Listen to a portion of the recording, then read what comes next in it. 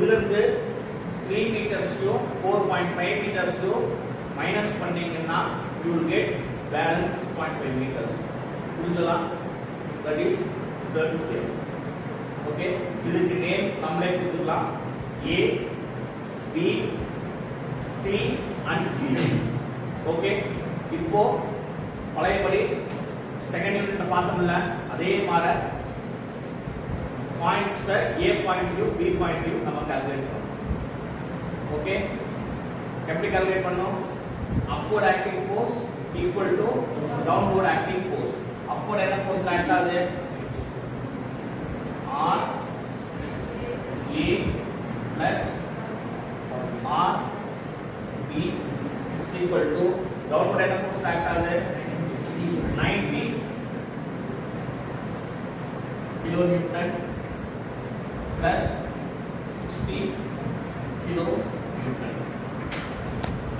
Okay, RA plus RB equal to 150 kilonewton. This is equation 1. Okay, you understand? So, sigma MA equal to 0 assume பண்ணிக்கோ. Sigma MA is equal to 0. அப்போ இந்த பாயிண்ட்க்கு moment எடுக்கணும். இந்த பாயிண்ட்க்கு moment எடுக்கணும். இங்க என்ன? RP into 14 meters. clockwise travel ஆகுதா anti clockwise travel ஆகுதா? anti clockwise. அப்போ minus RB into 14. Okay, இப்போ next 60 into எவ்வளவு? 3 plus 6.5 டோட்டலா clockwise travel ஆகுதா anti clockwise travel ஆகுதா? clockwise.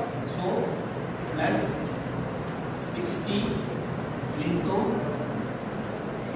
9.5. Okay, அதுக்கப்புறம் இந்த 90 into 3 clockwise travel ஆகுதா anti clockwise travel ஆகுதா? clockwise plus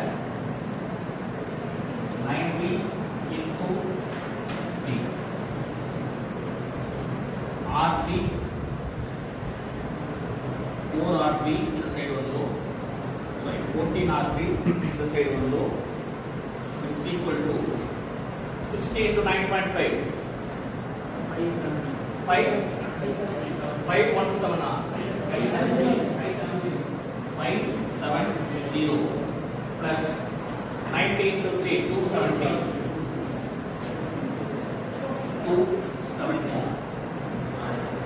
14 RB equal to 840 840 so RB equal to 840 divided by 4 is equal to 14 is equal to 60 kilonewton. Okay, the equation 2 equation 2 கொண்டு போய் equation 1 ல substitute பண்ணுங்க. substituting equation 2 in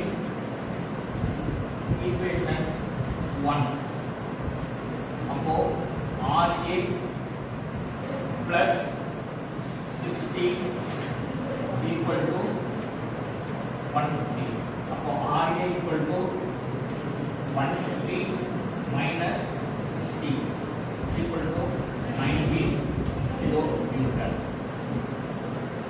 RA வந்து 90 kilonewton, RB வந்து 60.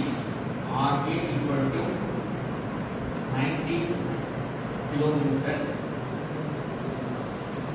RB equal to 60 kilonewton.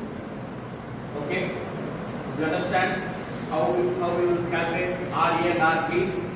புரிஞ்சதா? Okay, copy down this.